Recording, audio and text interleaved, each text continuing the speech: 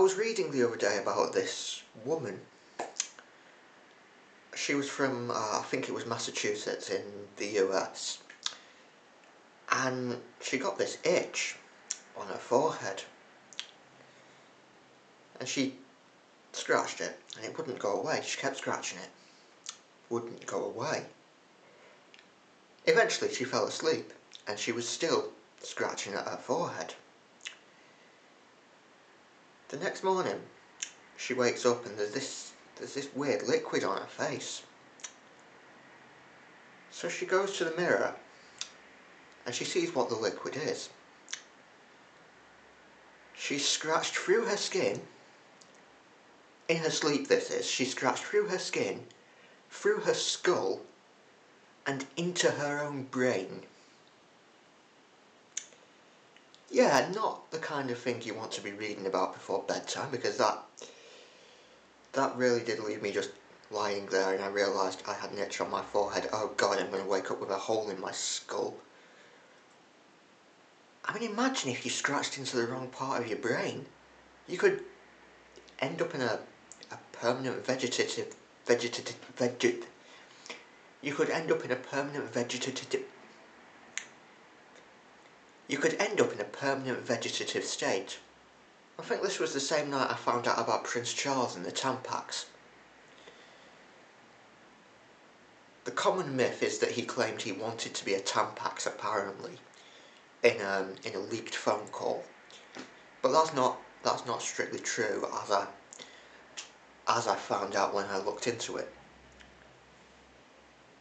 It was in about 1989. It wasn't revealed and leaked until 93, I think, January 93. And what actually happened, he was having a kind of conversation with Camilla, now the Duchess of Cornwall. And I don't know what they were talking about beforehand, but it ended up with Prince Charles suggesting he could live in Camilla's trousers. This just gets worse and worse, this story. But Prince Charles suggested he could live in Camilla's trousers. And she said, "Oh, what are you going to do? Turn into a pair of knickers? Are you going to come back as a pair of knickers? Are you going to be reincarnated as a pair of knickers?" And then Prince Charles said, "Well, knowing my luck, it'll be a Tampax." Yes, Prince Charles did say he was going to be reincarnated as a tampon. What? Did I ever mention the time I met Zara Phillips? I think I did mention this, didn't I? Yeah, she's Zara Tyndall now, isn't she? My school trips were weird. Very weird. Not that I can make any trips at the minute. I did one a few weeks ago when I thought it was going to be safe. But heck, I didn't count on the English, did I? They're leaking back into Wales again, and they're spreading their shitty virus. For outdoors, nice, socially distanced, be fine. Nope, didn't count on the English. There's a travel piece coming about that one.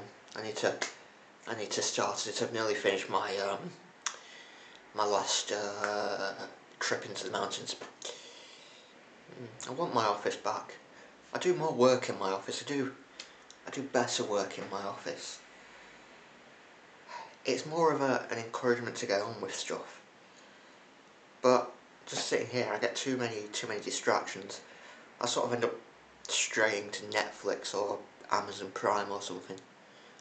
I've been watching this really good program called Hunters. It's got Al Pacino in it. It's about a group of vigilante Nazi hunters in New York in the 70s. I've got one episode to go, but it's pretty fantastic. I quite enjoyed that. I'd recommend that, actually. And then once I've done that, I can start on the last series of Outlander, which is another fantastic series. reminds me I need to cancel my Now TV subscription because my $1.99 a month is ending and they've not got any decent movies on there anymore. Or none that I need for my PhD anyway. I want the cinemas to reopen. I mean, the local cinema, Pontio, is not open yet. And it doesn't look like it's going to open now for till next year. I mean, what I really wanted to see was Christopher Nolan's new film. But because Pontio's not open, can't go and see it. The nearest cinema is 30 miles away. And the present situation, is it okay to go to the cinema at the moment? Don't know. It does make me feel a little uncomfortable. But I spent years and years living without being anywhere near an accessible cinema. Then I came back here, I had Pontio, it was great, I saw loads of great films. Saw a couple of shit ones as well. Dolittle, Judy. Not good films. Not good films. In fact, I think Dolittle was the last film I saw at the cinema. Oh, 1917, that was great. I just happened to be just passing one afternoon and I thought, you know what, I fancy seeing a film. Is there any films on at the minute? And it was, 1917 is on. Great, I'll go and see that. Well worth it. Don't know if the cinema will ever reopen. I want an honours title. Maybe not a knighthood. Knighthood might be going too far, but maybe an OBE, maybe. I just want letters after my name. I just want as many letters as possible after my name. I mean, so far I've got B, I've got A, I've got M. Eventually I'll get P, H and D as well. But K would be nice. C and O. Oh, and E as well. Are there any more letters I can get? Can I get the entire alphabet after my name? How many have I got so far? I've got 3 so far. That's 23 to go. Once I've done the PhD, that'll be 20 to go. If I get, say, CBE, that's an extra 2, that's 18. OBE takes us to 17. KBE, 16. Can I get the other 16 letters? What are the other 16 letters? My brain isn't working. I'll have to work these out. I mean, at least the Queen could invite me to a garden party. Mind you, the way I keep insulting the government, I'm not going to get invited to anything. But no, satire's important. It's important that we laugh at tyrants, that we laugh at dictators, at corrupt governments like we've got now. Because what they want is they want to keep us afraid. They want to keep us in fear. And by laughing at them, by making fun of them,